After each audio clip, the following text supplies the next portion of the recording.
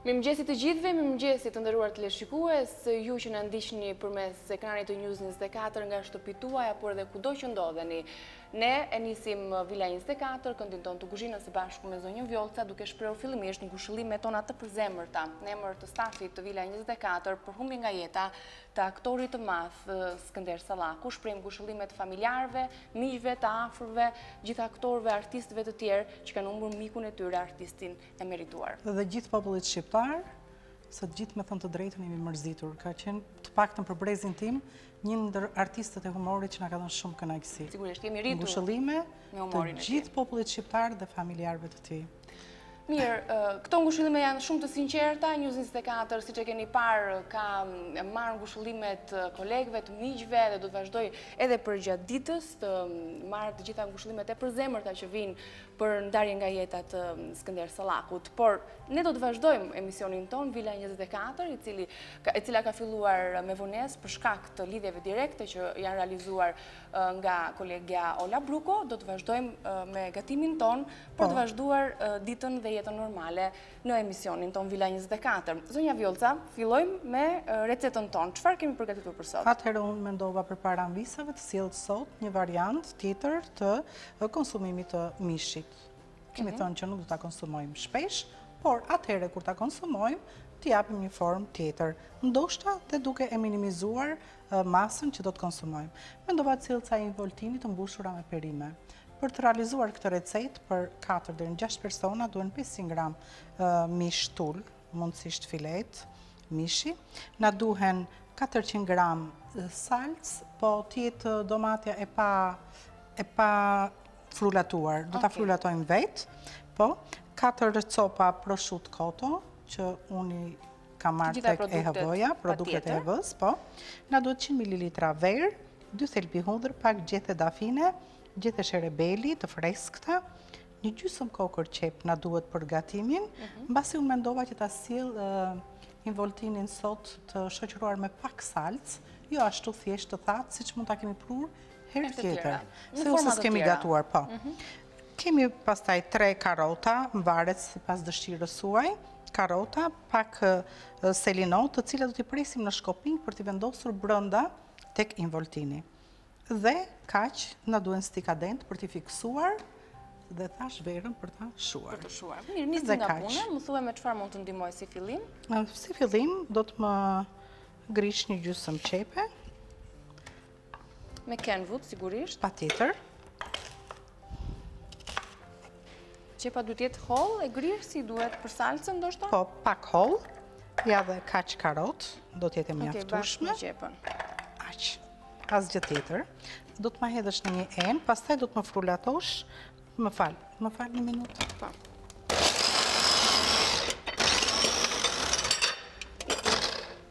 Ja, vëre këtu. Tani, si do të veprojmë për të realizuar involtinit? Shumë thjesht. Do të marrim fillimisht një copë mishi të cilën e kemi rrahur më parë dhe do të vendosim mbi të një copë prosciutto. Nuk do të hedhim kripën do ta hedhim gjatë kohës që do të zjej bashkë me salcën në zjarr. Do të marrim 2 shkopinj karote, 2 shkopinj selino dhe një gjethe sherebeli. Do fillojmë ta mbledhim siç kemi vepruar dhe herë të tjera. Do t'i mbyllim me stikadent.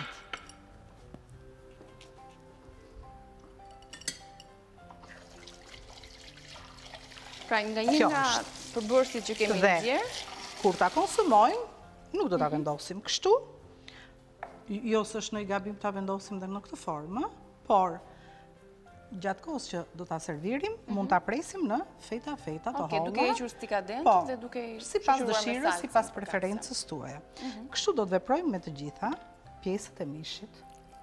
Unë i kam rrahur fillimisht që edhe mos bëhet çik si zhurmë këtu në emision. Në rregull, ndërsa te kenvut çfarë duhet të bëj tjetër?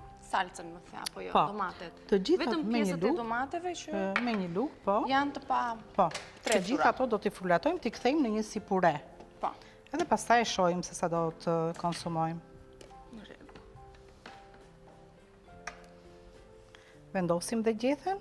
Gjethja e sherebelit jo vetëm që ka një aromë të shkëlqyer, por si çaji i sherebelit, si dhe gjethja, po ta konsumojmë dhe po ta përdorim në për ushqime, madje quhet pima e jetës. Është shumë i shëndetshëm dhe është shumë kurus dhe për shumë gjëra të tjera. Ka një gamë në fakt të përdorimit të saj, duke u përdorur qoftë edhe në mjeksi, qoftë edhe në formë çaji, siç e përmendet i zonja Vjollca, por edhe në gatime. Ku ne nuk e preferojmë në çaj, në gatime për shembull në produktet e mishit të zëvend. Madje mirë është ta përdorim aty ku ka mish paksi më shpesh. Ja. Vazhdojmë përsëri.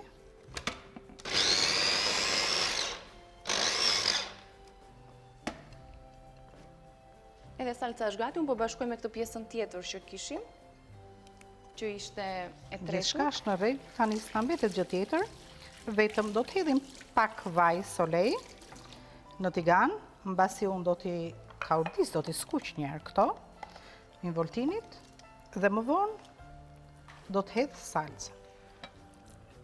Siç thash, këtu nuk hodha fare krip.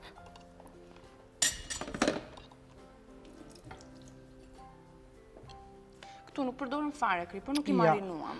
Nuk i marinova për arsye se gjatë kohës që ne do t'i zjejmë, do të hedhim edhe krip, edhe piperin e zi. Do t'i shuajmë dhe me verë. Ja.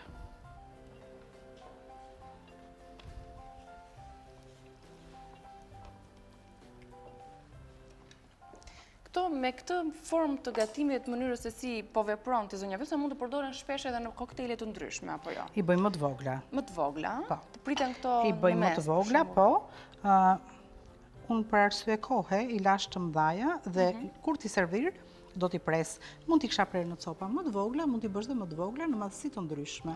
Çdo gatim, si ke brumi, që ke akoma dhe më lehtë, dhe ke mishi, mund t'i bësh më të vogla. Sa e bukur doli ajo salca që do t'i vendoset brenda? Po. Atëherë, vendosim tiganin, do të hedhim pak vaj solej, është vaj shëndetshëm, pa kolesterol, dhe jo vetëm kaq, por na jep një gatim të shkëlqyer. Sherebela mund na duhet sërish për në fund, ndoshta për zbukurim? Po. Po e hap një voltini për arsye se kemi haruar të vendosim një copë prosciutto. Ja. Të nxehtë pak vaj. Okej. Dhe me një herë i vendosim involtinit në të. Shumë bukur. Salca do të jetë bashkë shoqëruese e tyre, ndërkohë derisa zonja Vjollca të vendos sërish edhe involtinin e fundit, unë po i përmend edhe një herë përbërësit. Se si vepruan pastaj e kemi ndjekur zonjë Vjollca, involtimi me mish dhe perime, për të realizuar këtë recet, ne na nevojiten këto përbërës. 500 gram mish viçi, 100 gram prosciutto, 2 karota, një ose 2 dek selino, një kokër qep, 2 thelpin hudhër, 400 gram domate, pra në formën e puresë që vepruam dhe ne, 100 ml verë bardhë, 4 lugë dielle vaj ulliri, gjethë e sherebeli, dashim, krip, piper. Këto janë përbërësit që shihni edhe në ekran në menun tonë. E keni ndjekur zonjë Vjollca se si e ka realizuar. Atëherë, me një herë këtu, do të hedhim dhe gjithë këto përbërësit e tjerë.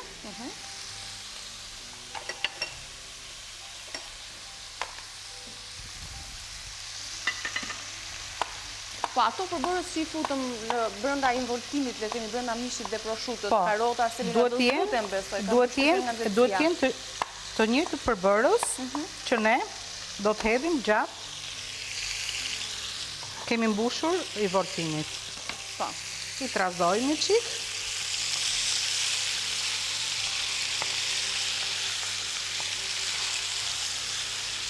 Dhe me njëherë do të shuajmë me verë do me thënë me verë do të shuajnë edhe involtinin, edhe perimet.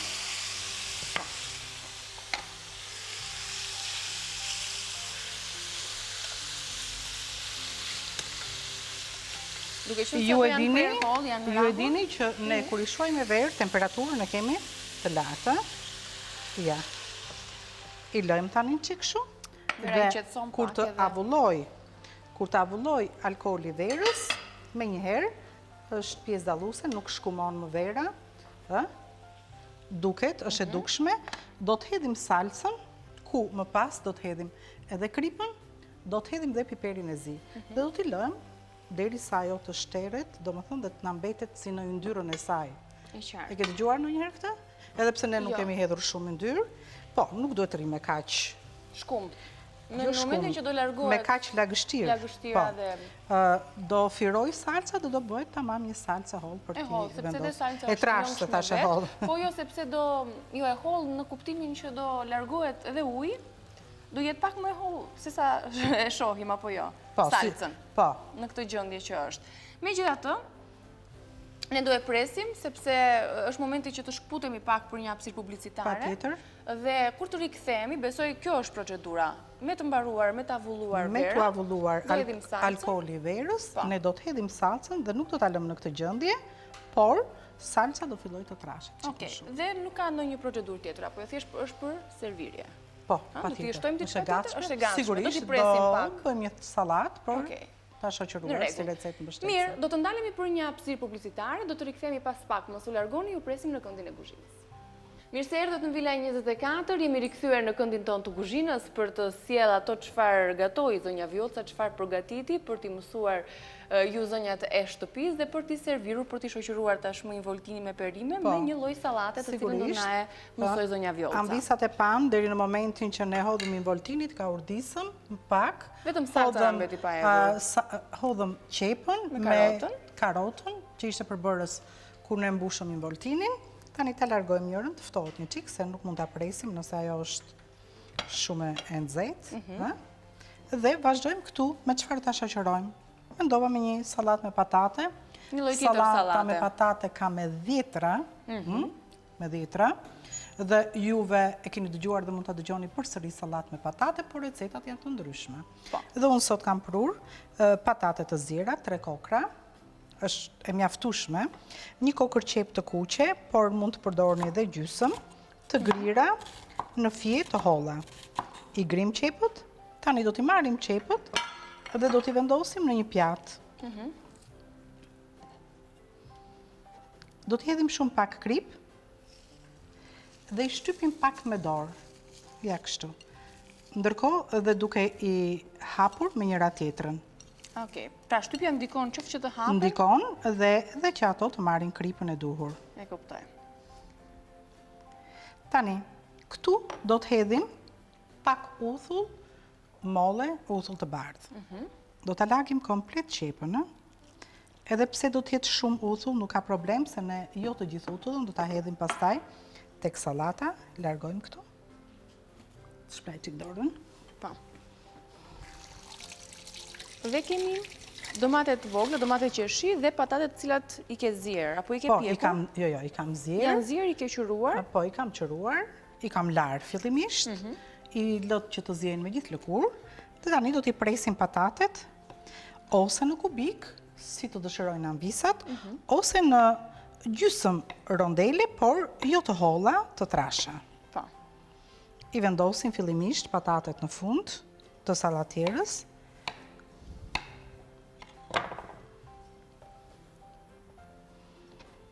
Në fakt janë 2 receta që mbështesin njëra tjetrën, por sigurisht që edhe më vete mund të përdoret, një sallatë për shembull me patate, vak darke, mund të sigurisht pa qepën. Ne kur kemi mundësi të mbështesim që të jenë plotësoj njëra tjetrën, mirë, po dhe kur s'kemi mundësi mund të jenë bërë alternativa të ndryshme.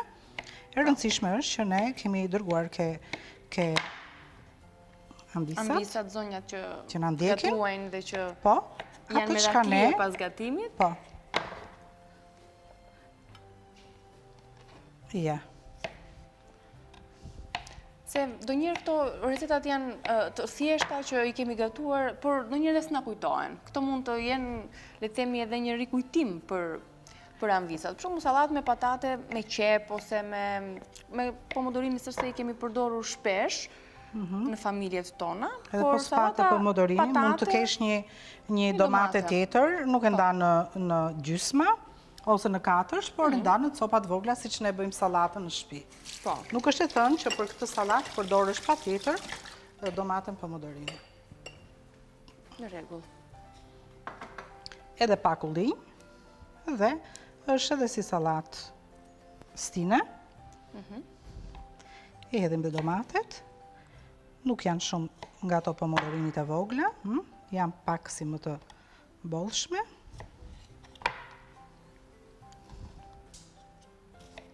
Ndërkohë kripën do ta përdorim Kripën ja kemi hedhur. Apo kemi hedhur qepëve? I kemi hedhur qepëve krip, dhe ajo krip dhe ajo uthull që është aty, shiko, kripa sa më pak të përdoret. Aq më mirë. Aq më mirë. Ullint. Jo, ndaj e përmendim shpesh. Ullint janë me krip. Tani unë mendoj që është e mjaftueshme ajo çka e kemi hedhur në atje. E qartë. Do të marrim pak me kujdes tani. Pak qep. Qepa mirë është që të rinë qik më shumë se kaqë. Anvisat e kuptojnë këtë minutazh. E marinojmë. Ja. Gjatë kohës që mund të përgatisi, le të themi, involtinin, mund ta kenë vendosur qepën të ri disa minuta. Shumë mirë, shkëlqyshëm. Nëse do t'i realizojnë të dyja recetat në të njëjtën kohë. Tani hedhim dhe ca kokra ullinj, dhe salata është gati, dhe është një sallatë shumë e shijshme. Ja. Mendoj që kjo ishte mjaftueshëm, Do t'i hedhim pak vaj apo ka vetë ullin? I hedhim pak fare vaj ulliri. Kush të dëshiroj, mund t'i hedhi pastaj nga marinada e qepës, nëse e dëshirojnë më tepër, i hedhim. Tani vazhdojmë me recetën tjetër. Unë kam nxjerr këtu një involtinin çik më parë, që ta pres, po, dhe të ke mundësi që ta pres, ashtu siç thash, në largojmë stikadentët.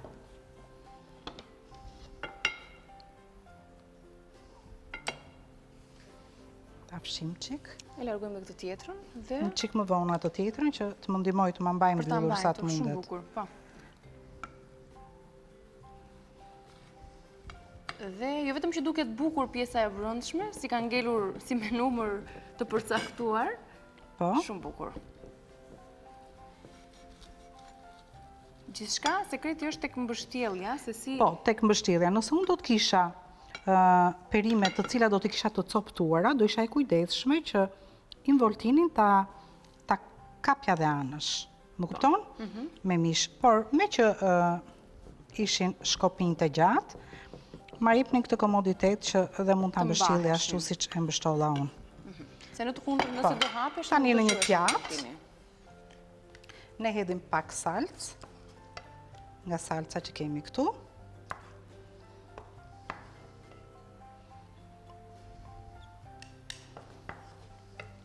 Duket sikur i kemi hedhur në një kokër bizele, se linoja si që shprerë. Po. Të lejnë një përshtypje në një bizeleje. Me kujdes, i vendosim dhe involtinit. Shumë e këndshme, me qënë se kjo pjata... Ja. Mund të e vendosur në qoshe, po mund të shoqërojmë edhe me sallatën. Mendoshim, po, me porcion të veçantë, atëherë mund të hedhim dhe një çik sallat anash. Më jep një atë lugën e madhe që kam unë këtu. Po, ja poshtë.